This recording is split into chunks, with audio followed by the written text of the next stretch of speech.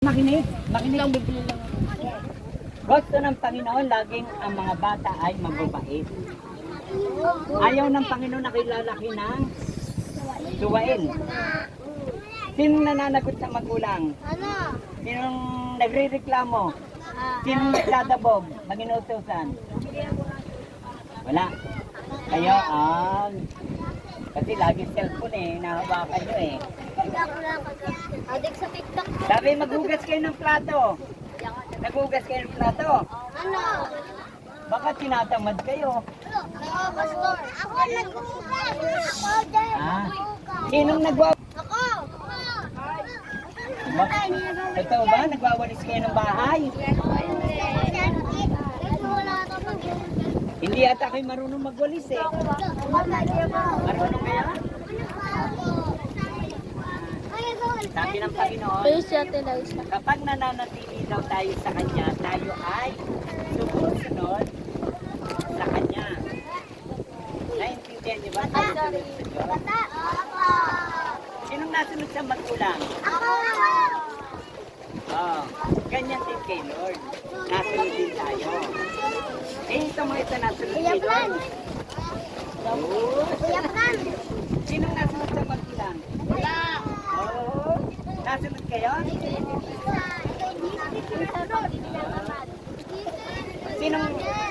Sinong nagsasaing?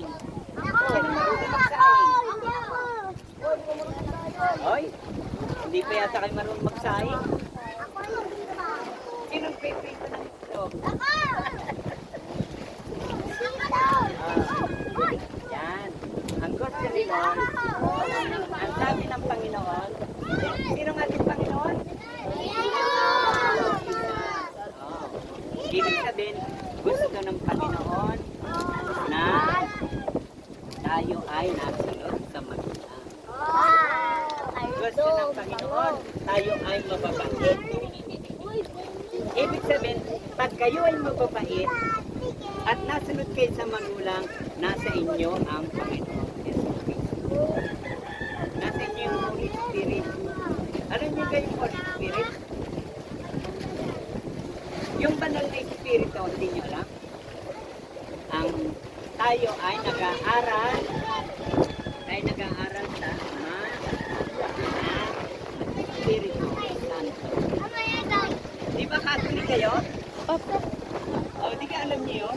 Sa ngalan ng Ama, ng Anak, Espiritu Santo. Ilan silang Diyos? Ilan sila? Tatlo. Pero iisa ang Diyos. Ibig sabihin, yung tatlo, yung Ama, yung Anak, yung Espiritu Santo ay nagkakaisa. Nagsama-sama ganun. Sa iisang Diyos. Kaya nga, sa iisang Diyos. Uy, Russell. Hindi tatlo ang Diyos natin. Sel. Hindi tatlo. Iisa lang. Pero, ipinamamahala tayo, tayo ay tinutulungan Lord Christ. Siyang nagagabay sa atin araw-araw. Silaw. Kaya kayo, kailangan mababait kayo, manunurin, magalang, matulungin, makapagin. Ganyan, lagi nasa inyo si Lord. At hindi nyo napapansin, pag nasa inyo si Lord Jesus, nagiging, makinig. Pag nasa inyo si Lord Jesus, matatalino kayo. Amen? Sino matalino? Ay, lahat ko matalino? Lahat kayo bobo? Sino matalino? Taas ang kamay. 0.1. Aanin. Hindi lahat kayo matalino? Lahat kayo matalino, di ba?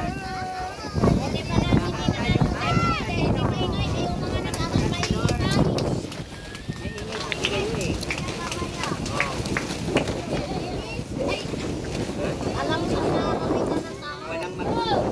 Sino nagmumura pa? Pag nagmumura pa kayo, pagdating ko dito, kukuha ko ng pinrito pritong manok. Tapos, yung nagmumura susubuan ko ng mainit. Malinis na? Malinis na? Sinabon niya? Tyra? Amoy niyo? Amoy niyo? Bili tayong tubig kaya Ben. Bili tayong tubig. Bili mo ng yelo. Lagyan mo ng yelo.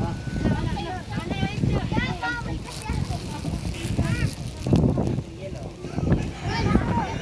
Ay, hindi pa tayo tapos.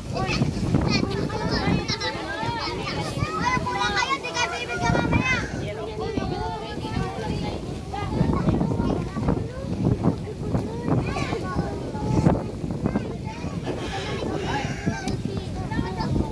Ay, lang mo.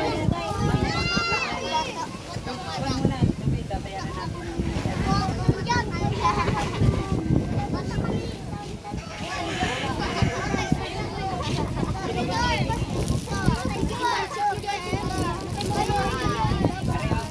Anak, ano?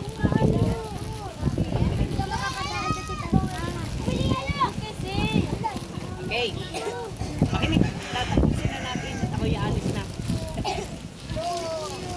Pero mayroon kayong mga damit. Sino may damit? Sino may damit? May dala ko sa inyong damit. Mababango. Pinalaundry ko pa yon.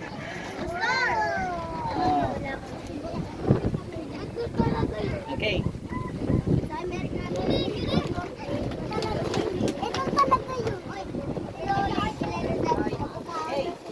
Last na, last. Sabi ng Panginoon, pag nananatili kayo sa kanyang salita, alam niyo ba kung ano yung salita ng Panginoon? Sabi natin, Amos, chapter 5, verse 4. Ang sabi ng Panginoon, ang lumalapit sa akin ay mabubuhay. Ibig sabihin, kayong lahat na lumapit sa Panginoon at nakinig ng inyong salita, kayo ay mabubuhay at kayo ay laging lalakas, lulusog ang inyong katawan at kayo ay iingatan ng Diyos at sa kailangan. Palakpakan natin. Amen? Kaya kayo, babait ha? Wag kayong lalaban sa magulang, wag kayong lalaban sa mga matatanda, wag kayong mananagot. Laging ang sagot ay opo at po. Oo, sige na. Sige mo dyan. Marami pa yelo. Ay, kapag yan. Lagyan mo ba, di ba? Ay, sakit lang kaya. Ay, lalagay muna natin yung iba. Okay, mag-pray muna tayo. Babaw muna. Pray muna tayo. Sino mag-pray?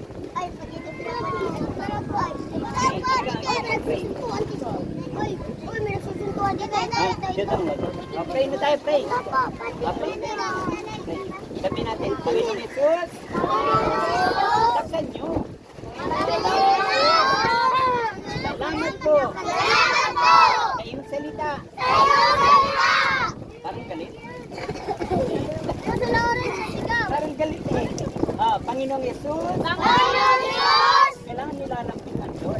Panginoong Jesus, kami po ay nagpapasalamat sa inyong dalaw sa amin.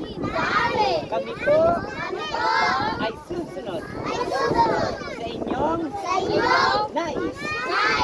Kami po ay magiging matatalino at magiging mapapait, masunurin at matulungin. At kami naman ay huwag po ninyong pababayaan araw-araw. Lagi inyo kaming babantayan sapagkat kami po ay sumasampalataya, naniniwala sa inyong salita ang hindi magagawa ng tao ay magagawa ng sabi natin, Panginoong Jesus, patawarin mo po kami sa aming mga kasalanan sa isip, sa salita, at sa gawa. Pinagsisisihan namin ang aming nagawang kasalanan. Panginoong Jesus, tinatanggap ka namin aming Panginoon at tagapagligtas. Salamat po sa pangalan ni Jesus. Pag-pray natin. May ako'y mayroong nilalapitan tao. Hihingi ako ng projector. Alam niyo yung projector? Yung parang sine. Para sa gabi, pag meron na kami projector, magpapalabas tayo ng movie. Sa gabi dito. Kaya mag-pray tayo. Pag-pray natin, bigyan tayo nun. O sige, pray tayo. Panginoong Jesus, kami po ay humihingi ng tulong sa inyo. Ayon sa iyong wika, lumapit kami. Ibibigyan. Panginoon, nais namin na manood ng movie na sa iyong istorya. At kami po ay maasa na magbibigay sa amin ng projector. Salamat po. Pagpalain niyo po si Sister Juliet. Ngayon din, sa pangalan ni Jesus, kaming lahat ay pagpalain din